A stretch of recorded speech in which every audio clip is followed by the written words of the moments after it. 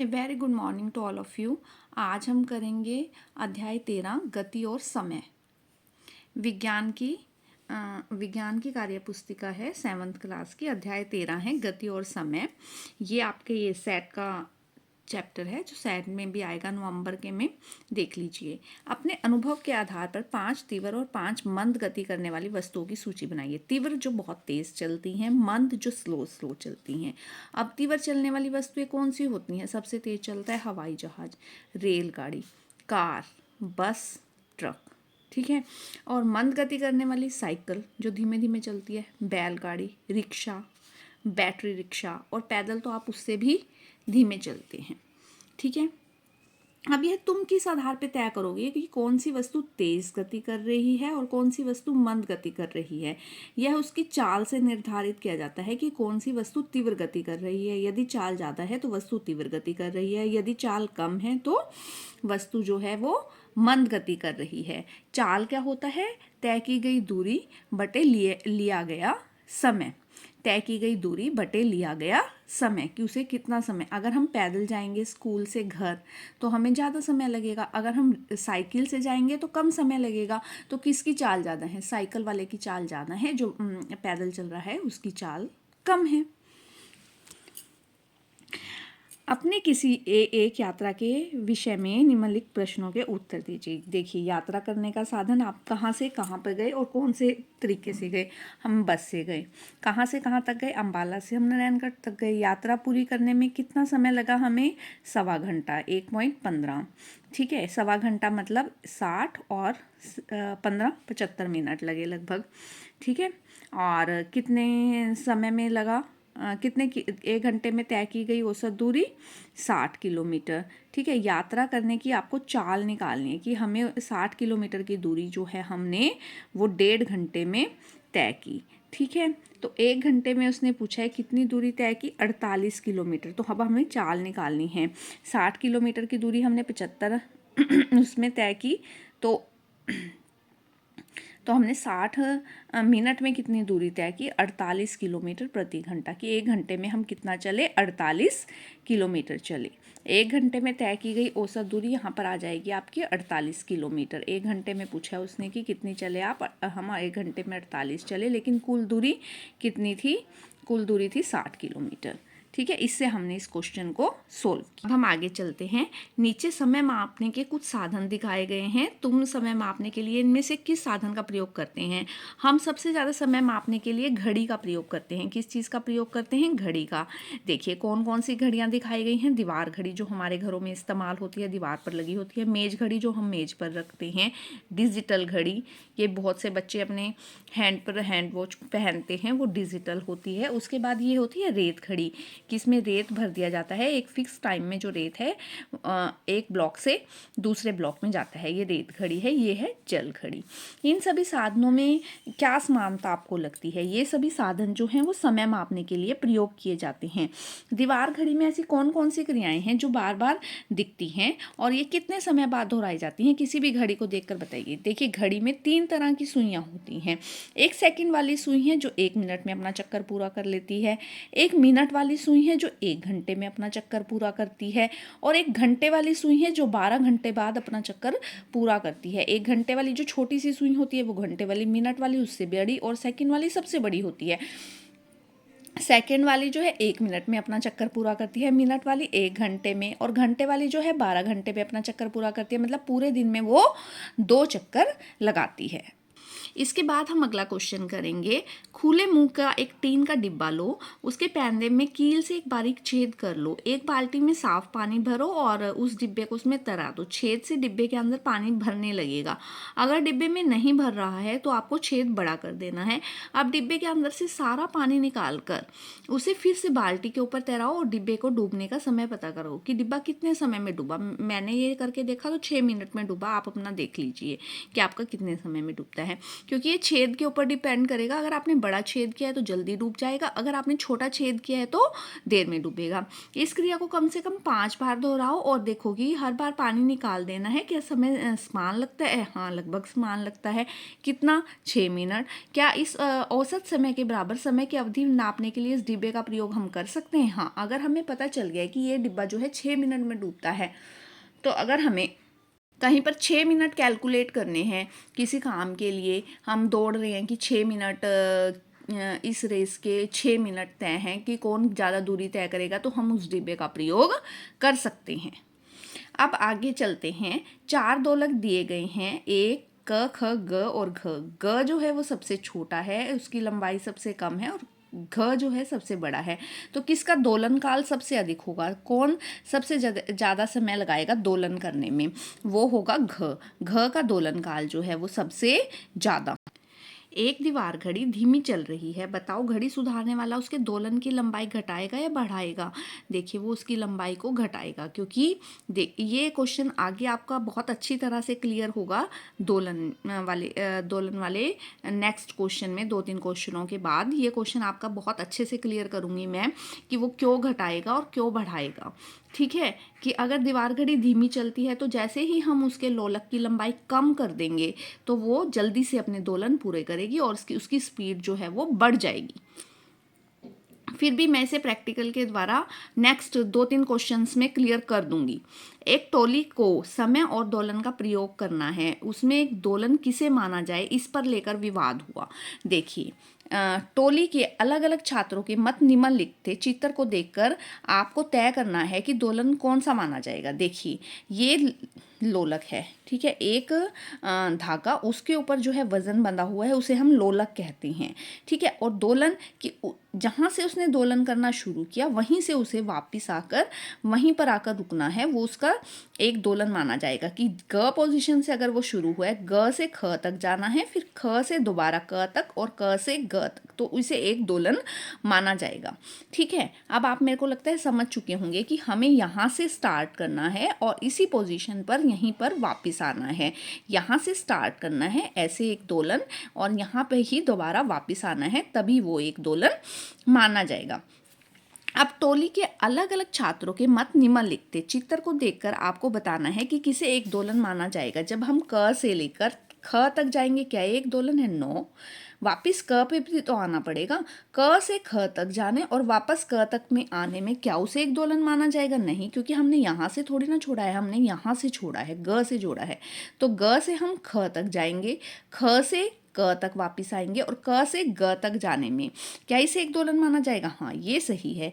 ग से क तक वापस आए और क से ख तक जाएंगे, क्या ये दोलन माना जाएगा? नहीं, क्योंकि ये तो डेढ़ हुआ ना, यहाँ से यहाँ तक पौना हुआ, ये यहाँ ग पे वापस नहीं आया, तो इसे भी एक दोलन नहीं माना जाएगा। तो किसे एक दोलन माना जाएगा? स को जो है एक दोलन माना जाएगा। ये मैं अभी आप लोगों को कर कर दिखाऊंगी और आप लोगों को ये कंसेप्ट क्लियर हो जाएगा। अब हम चलते हैं आगे। लगभग 2 मीटर लंबे धागे के एक सिरे को एक पत्थर से अच्छी तरह बांध लो। इस पत्थर को दरवाजे की चौखट में लगे सांकल के कुंडे से लटका दो। अगर वहां कुंडा ना हो, कुंडा ढीला हो, तो चौखट में एक कील ठोकर उस पर धागा बांध दो। पत्थर को थोड़ा हटाकर छोड़ दो। ऐसा करने में दोलन का क से ख तक जाना और वापस क तक आना एक दोलन माना जाएगा। यह ध्यान रखना है कि दोलन को धक्का नहीं देना, उसे सिर्फ चलाना है, बस उसे एक तरफ करके छोड़ देना है। पता लगाओ कि एक दोलन में कितना समय लगा आपको। 5 सेकंड लगे मुझे लगभग, आप अपना देख लीजिएगा। क्या दोलन काल नापने में कोई कठिनाई आई? हाँ, यदि हाँ, एक दोलन काल नापने में हमेशा कठिनाई आती है क्योंकि समय बहुत कम है, इसीलिए हम जो है 10 या 20 दोलन मापते हैं और उसका फिर औसत निकाल लेते हैं। ठीक है, अब एक साथ 10 दोलनों को मापो तो कितना समय लगा? लगभग 45 सेकंड लगे। तो कितने दोलन थे? 10। तो एक दोलन में कितना समय लगा? 4.5 सेकंड। जबकि हमने जब मापा तो 5 सेकंड लगे, क्योंकि बहुत कम टाइम था तो हमें लगा कि ये तो 5 सेकंड है, लेकिन लगे कितने? 4.5 सेकंड। अब आपको और दोलन मापने हैं। 20 दोलन मापने हैं, 90 सेकंड लगे। 30 मापने हैं, 135 सेकंड लगभग लगे। 40 मापने हैं, तब 180 सेकंड लगे। 50 मापे तो लगभग 223 सेकंड लगे। तो इनका जो एवरेज है वो लगभग 4.5, 4.5, 4.5 और 4.5 आया है। ठीक है, हमें लगभग दोलन काल कितना लगा, 4.5 सेकंड जो है हमें लगे, वो हमने औसत दोलन काल जो है निकाल लिया। क्या हर बार दोलन काल बराबर आया? हाँ, क्योंकि हमने एक ही लोलक का प्रयोग किया था, उसका दोलन काल जो है वो हमेशा बराबर आता है अगर हम लेंथ जो है वो बराबर रखेंगे।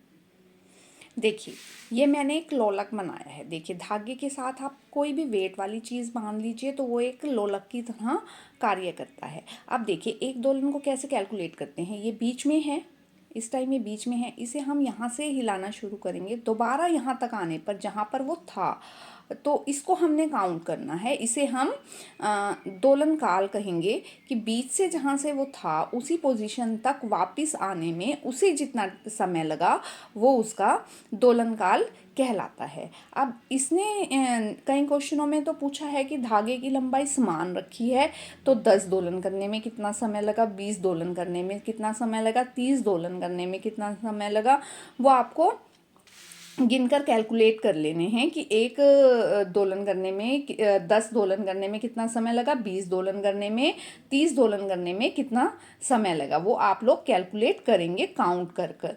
ठीक है क्योंकि 10, 20 और 30 दोलन में कैलकुलेट करना आसान होता है, जबकि एक दोलन का समय कैलकुलेट करना जो है मुश्किल होता है, क्योंकि बहुत ही कम समय होता है उसके लिए। ठीक है, अब आपको लोलक बनाना आ गया होगा कि धागे के साथ आपको वेट बांधना है। नीचे कोई भी आप पत्थर बांध सकते हैं, आपके घर में जो चीज़ अवेलेबल है वो बांध सकते हैं। मैंने ईजी बनाने के लिए इसमें कुकर की सीटी बांध दी है। ठीक है, ताकि आप आसानी से समझ सकें। ये आसान सा तरीका है लोलक बनाने का। अब नेक्स्ट क्वेश्चन में उसने कहा है कि ये जो धागा हमने इसके साथ बांधा है, इसकी लंबाई को कम या ज़्यादा किया करिए और फिर काउंट कीजिए। ठीक है, जैसे ये यहाँ पे लटका हुआ है, इसमें धागे की लंबाई उसने कहा है सबसे पहले आपको 20 सेंटीमीटर लेनी है, लेकिन मैंने ये रिवर्स से शुरू किया। मैंने सबसे पहले 50 ली, क्योंकि बड़े से धागे को छोटा करना आसान है लेकिन छोटे धागे को बड़ा करना मुश्किल होता है। तो उसने 50 सेंटीमीटर भी दिया हुआ था, तो मैंने ये 50 सेंटीमीटर से शुरू किया। फिर जब मैंने 10 दोलन मापे, देखिए 20 से शुरू किया,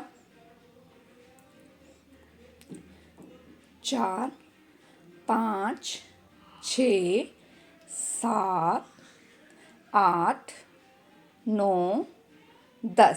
स्टॉप वॉच की सहायता से, सभी के पास फ़ोन्स हैं, फ़ोन्स में जो है स्टॉप वॉच होती है।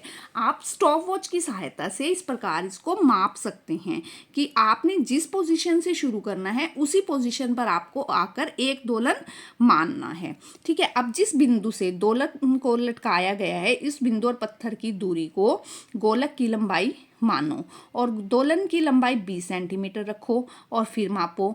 30 रखो, फिर मापो, 50 तक आप मापिए। देखिए, सबसे पहले 50 माप लीजिए, क्योंकि धागे को छोटा करना आसान है। फिर उसे काट कर आप 40 कर सकते हैं, 40 से 30 कर सकते हैं, 30 से 20 कर सकते हैं। लेकिन अगर आप धागे पहले ही छोटा धागा लेंगे तो उसमें आपको बार बार कैसे जोड़ेंगे, उसमें उस धागे को मुश्किल हो जाएगी। तो आप उल्टा मापना शुरू कीजिए। मैंने भी ऐसे ही किया। सबसे पहले मैंने 50 सेंटीमीटर से मापा, तो जब मैंने 50 सेंटीमीटर से मापा तो 10 दोलन में मेरे 18 सेकंड लगे। ठीक है, तो एक दोलन में कितने लगे, 1.8 सेकंड। ठीक है, फिर 40 से मापा तो 15 सेकंड लगे, तो 1.5 सेकंड हो गए एक दोलन में। इसको हम 10 से डिवाइड कर देंगे, क्योंकि ये 10 दोलन है।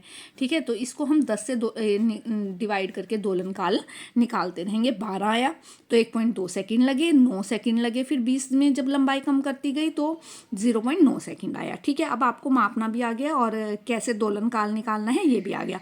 अब आप देखिए जब दोलन की लंबाई बढ़ रही है, मतलब धागे की लंबाई जो है बढ़ रही है, तो दोलन काल पे क्या असर हो रहा है, दोलन काल भी बढ़ता जा रहा है। दोलन काल मतलब एक दोलन में लिया गया समय वो बढ़ता जा रहा है। एक दोलन में लिया गया समय बढ़ता जा रहा है लंबाई बढ़ने के साथ। अब हम चलते हैं पिछले क्वेश्चन पर। ये क्वेश्चन क्लियर करने का समय आ गया है कि दीवार घड़ी धीमी चल रही है, उसे हमने तेज करना है।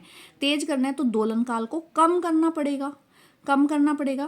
तेज करना है तो दोलन काल को कम करना पड़ेगा कि दोलन काल जो है कम हो जाए, ज़्यादा दोलन हो एक टाइम में। ठीक है, कम समय में। तो घड़ी सुधारने वाला इसलिए उसकी लंबाई को जो है वो घटा देगा। चलते हैं अगले क्वेश्चन की तरफ कि दोलन काल बढ़ रहा है। अब हमारा 18 सेकंड तक तो आ गया। अब उसने पूछा है कि 2 सेकंड का निकालना है। यहाँ हम 1.8 सेकंड पर पहुँच चुके हैं कि 50 सेंटीमीटर वाले लंबाई वाले दोलक का औसत दोलन काल जो है 1.8 सेकंड होता है। यहाँ तक हम पहुँच चुके हैं। अब हमें निकालना है 2 सेकंड। इसके आगे आएगा 1.9 लगभग 53 पर, क्योंकि 3 से बढ़ रहा है ये। 40 से 50 तक में 10 डिजिट हैं, तो 3 के बाद 1.6, 1.7, 1.8, ठीक है, लगभग 9 में। तो 53 पर आ जाएगा 1.9, और फिर 56 पर आ जाएगा 2, और फिर 60 पर आएगा 2.1। तो 56 से 57 सेंटीमीटर जब हम धागा लेंगे तो जो है हमारा 2 सेकंड वाला आने की उम्मीद है कि आ जाएगा। ठीक है ना, कि जिसका दोलन काल जो है वो 2 सेकंड होगा। वो कहाँ पर आएगा? जब हमारे धागे की लंबाई जो है 56 या 57 सेंटीमीटर के आसपास होगी, उसके बीच में हो गई। 56 या 57, 56.5, 57 या 56, इनके आसपास जब हमारे दोलक की लंबाई होगी तो जो है हमारा जो दोलन काल है वो 2 सेकंड का हो जाएगा। अब आपको ये पॉइंट सारे क्लियर हो गए होंगे। इसके आगे चलते हैं। जिस दोलक के समय को सेकंडों में आसानी से नाप सकते हैं उसे सेकंड का दोलन कहते हैं। अब आगे चलिए, क्वेश्चंस तो मैथ से रिलेटेड हैं काफ़ी। आप लोगों ने 6th में मैथ में ये पढ़ा होगा, किलोमीटर को मीटर में कैसे बदलते हैं और घंटे को सेकंड में कैसे बदलते हैं। देखिए, एक खरगोश की चाल 50 किलोमीटर प्रति घंटा है, फिर भी उसकी मीटर में निकालनी है। पहले 50 किलोमीटर के मीटर बनाए, 1 किलो 1000, 50 किलो 50,000, और 1 घंटे में 60 मिनट 60 सेकंड, मतलब 3600 सेकंड। 0 से 0 कट गई, इसको काट लीजिए। 18, 250, फिर 2 से काटा 125, और 9, 125/9 मीटर पर सेकंड, या 13.88 मीटर पर सेकंड जो है वो आपका आंसर आएगा लगभग। एक ट्रेन 5 घंटे में 550 किलोमीटर जाती है, तो 1 घंटे में 550 डिवाइड बाय 5, 110 किलोमीटर 1 घंटे में वो चल रही है। 1 घंटे की निकल गई 1 किलोमीटर प्रति घंटा की, 110 किलोमीटर 1 घंटे में। अब 110 उसके पीछे 3 0 मीटर और 3600 सेकंड। जब इसको आप काट लेंगे तो आपका आ जाएगा 275/9 मीटर पर सेकंड, मतलब 30.55 मीटर पर सेकंड लगभग। 1100 को 550 से, ये 18 से, फिर 2 से 9 पे, और 275/9, 30.55 मीटर पर सेकंड लगभग। अब हम चलते हैं नेक्स्ट क्वेश्चन की तरफ। अपने घर से बाजार के लिए राधा ने दूरी तय की है और उसके आंकड़े दिए गए हैं। पहले 2 मिनट में वो 60 मीटर चली, फिर 4 में 120 पर पहुंच गई, 120 मीटर, फिर 6 में 240 पर, यहाँ और यहाँ पे 120 मीटर वो चली 2 मिनट में। फिर अगले मिनट में वो 8 पे 360, फिर दोबारा से 120 मीटर चली। फिर 8 से 10 मिनट जब हुए तो वो 360 पे थी, कि जहाँ खड़ी थी वहीं खड़ी रही। फिर 10 से 12 पे भी वो जहाँ थी वहीं खड़ी रही, 360। फिर 12 से 14, 2 मिनट, अगले 2 मिनट में वो 90 मीटर चली, 360 से 450। फिर उससे अगले 2 मिनट में वो फिर दोबारा से 90 मीटर चली। अब आपको क्लियर हो गया होगा कि कहाँ कहाँ वो रुकी रही। यहाँ वो रुकी रही, यहाँ से रुकना शुरू हुई, वो 8 मिनट पे रुकी रही, 8 से 12 मिनट तक वो रुकी रही। और कहाँ पे वो ज़्यादा चली? यहाँ पे वो ज़्यादा चली, 120 मीटर वो चली।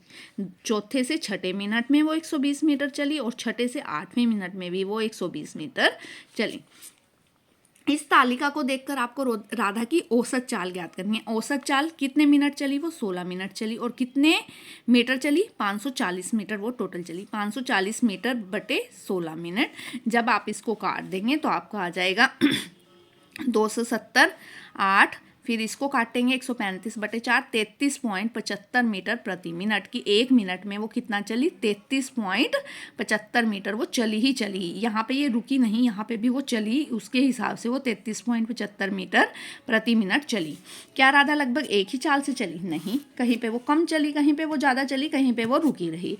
यात्रा के किस हिस्से में उसकी चाल सबसे अधिक थी? कब वो सबसे ज़्यादा चली? 120 से 240, 120 मीटर चली। 240 से 360, 120 मीटर, मतलब 4 से से 8 मिनट में जो है उसकी चाल सबसे अधिक थी 120 मिनट प्रति 2 मिनट, मतलब 60 मीटर प्रति 1 मिनट। 1 मिनट में वो कितना चली? 60 मीटर चली। क्या रास्ते में वो रुकी? हाँ। कितने मिनट के लिए रुकी? वो 8 से लेके 12 मिनट तक वो रुकी रही, मतलब 4 मिनट जो है वो लगभग रुकी रही। अगला क्वेश्चन इसी तरह है, सीता की घर से स्कूल तक की यात्रा का आंकड़े तालिका में दिए गए हैं। अब हम घर से समय और घर से दूरी का ग्राफ बनाएंगे। समय 2 मिनट, 2 मिनट में तय की गई दूरी कितनी है? सीता की घर से दूरी तक की यात्रा के आंकड़े तालिका में दिए गए हैं। अब इन आंकड़ों से हम सीता से समय और घर की दूरी का ग्राफ बनाएंगे। देखिए 2 मिनट में तय की गई दूरी 120, 4 में 240, देखिए 12 का पहाड़ है, 12, 24, 36, 12 चौक 48, 12 पंजे 60, 720। तो आप यही ग्राफ ले लीजिए, 120, 240, 360, 480, 600 और 720 बराबर होने चाहिए। बस ये इधर ये 2 का ही टेबल है, 2, 4, 6, 8, 10, 12। तो यहाँ से आप देखिए 2 पे 120, 4 पे 240, 6 पे 360, इस तरह आपका जो है सरल रेखीय ग्राफ आ जाएगा। तुमने पिछले वर्ष ग्राफ बनाना सीखा था। इस ग्राफ को बनाने के लिए तुम समय एक्स पर और तय की गई दूरी वाई एक्स पर बनाएंगे, जैसे हमने बनाई है। एक्स और वाई अक्ष बनाकर उनके पैमाने तय करेंगे। पैमाने ग्राफ के ऊपरी दाएं कोने में लिखेंगे। अब आंकड़ों के अनुसार 2 मिनट समय और 120 मिनट दूरी लेकर ग्राफ अंकित करो। शेष 5 बिंदु भी बनाओ। इसको जोड़ने वाली सरल रेखा भी खींचो। अब सीता से घर की दूरी का ग्राफ जो है आपने तय कर लिया है। आपके द्वारा बनाए गए सारे ग्राफ जो हैं तय की गई दूरी और समय के ग्राफ है, ना कि रास्ते की। आप इसे कभी भी रास्ता मत समझिए, ये समय और दूरी का ग्राफ है। आगे चलते हैं हम 13 क्वेश्चन पर। चित्र के ग्राफ को देखकर अंक पढ़े बिना बताओ। ठीक है, देखिए नंदू ने 720 मीटर की दूरी तय की लगभग 4 से 5 मिनट के बीच में, मतलब लगभग 5 मिनट में, और लच्छू ने तय की 6-6.5 मिनट के आसपास। ठीक है, अब देखते हैं लच्छू और नंदू में से किसकी चाल ज़्यादा थी? नंदू की चाल ज़्यादा थी, तभी उसने कम समय में दूरी तय कर ली। लच्छू ने घर से स्कूल की दूरी समय में कितना समय लिया? अब लच्छू की बात हो रही है। लच्छू ने कितना समय लिया? 720 मीटर की दूरी उसने 6.5 मिनट में तय की। 720 और 6.5 मिनट 60 मिनट।